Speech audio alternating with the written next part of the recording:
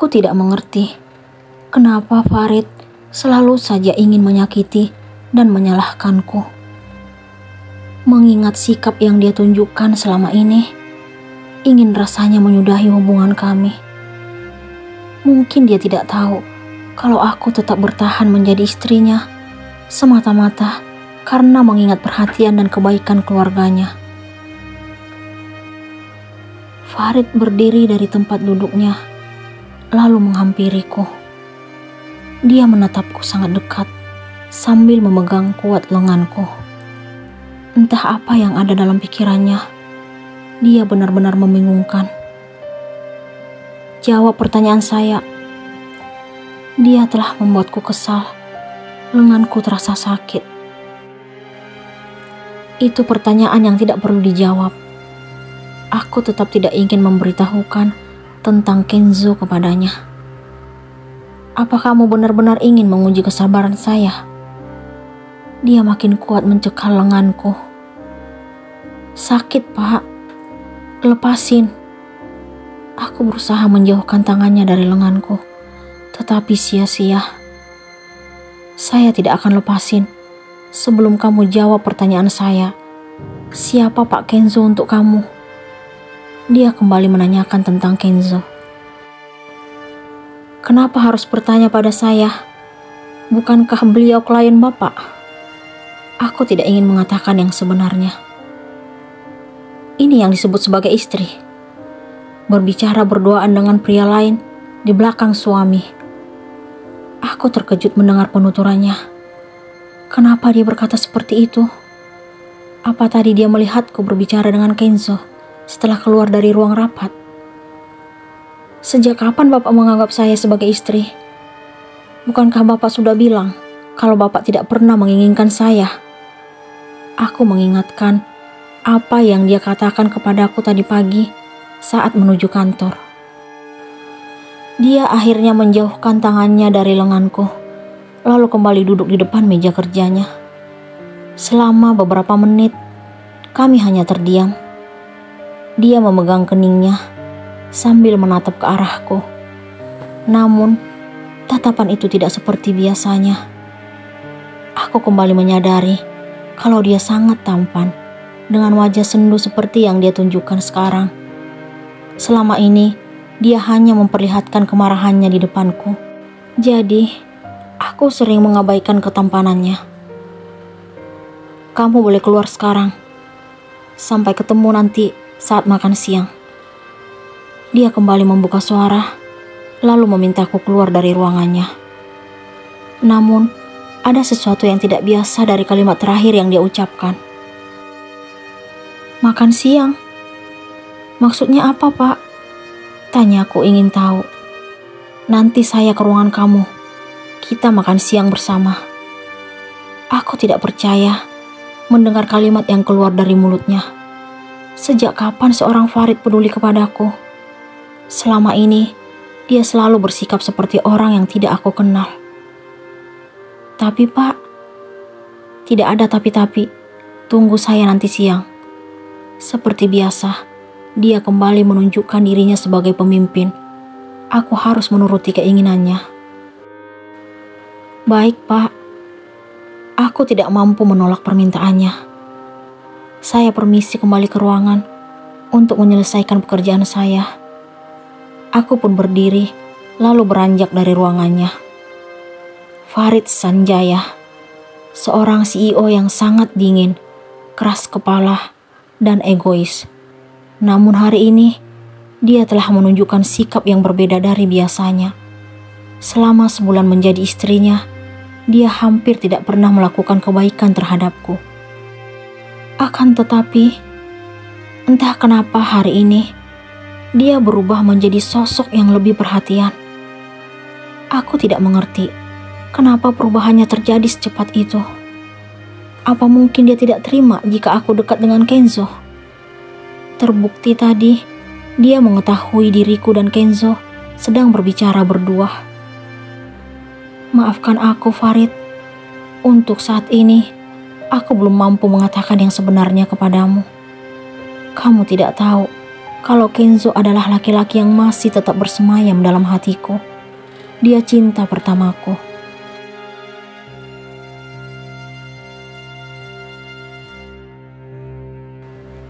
Jarum jam menunjukkan angka 12. Farid pun tiba di ruanganku. Namun, dia tidak mengajakku keluar untuk makan siang. Dia telah mempersiapkan menu yang akan kami nikmati. Dia datang bersama Surya, OB di kantor. Setelah Surya selesai menyusun semua hidangan di meja kerjaku, dia pun beranjak. Sementara itu, Farid menuju kursi di depanku. Entah kenapa sikapnya berubah drastis dari biasanya.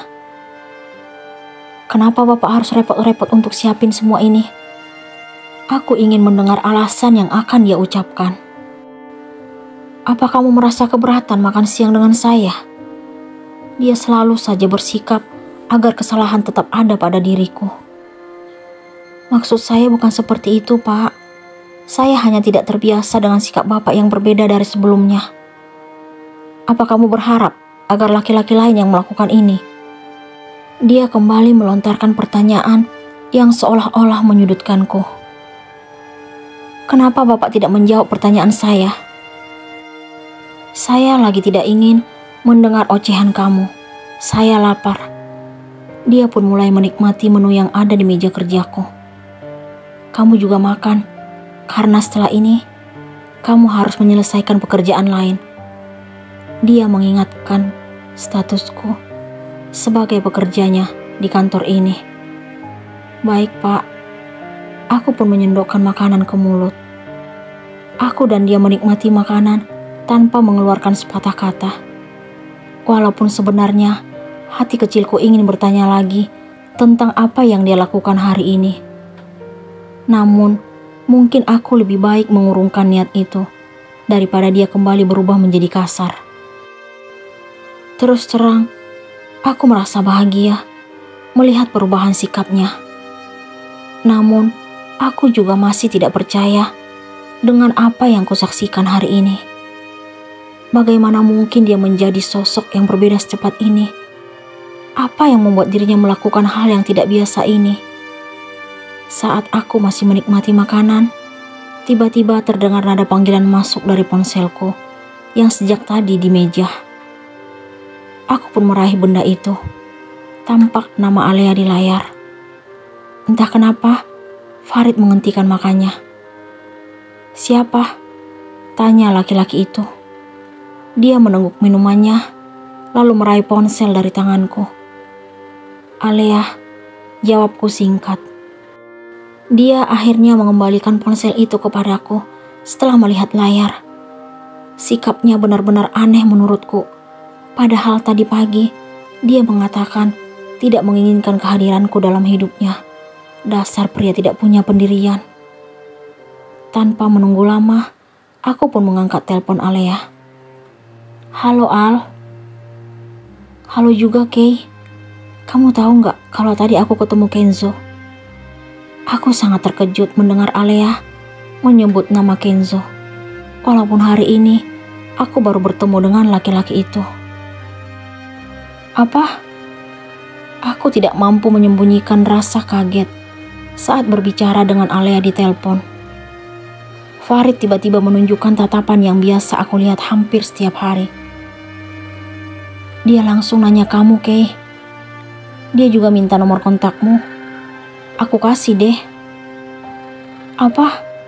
Kok bisa? Aku kembali terkejut. Kenapa, Kay? Bukankah dia teman kita?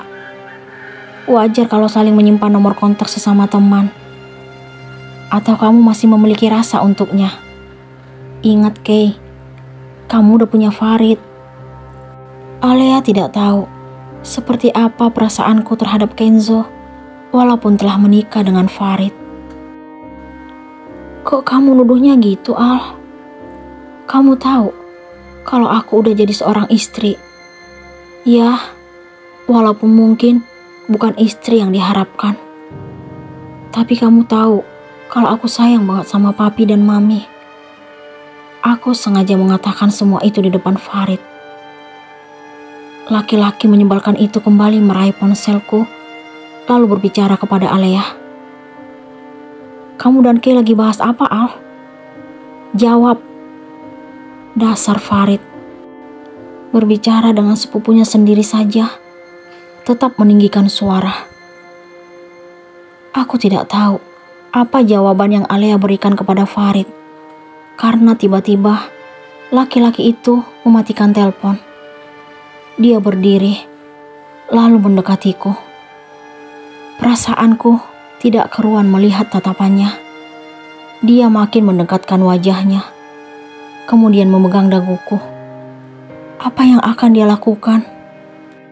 Apa yang akan Farid lakukan terhadap Keirah?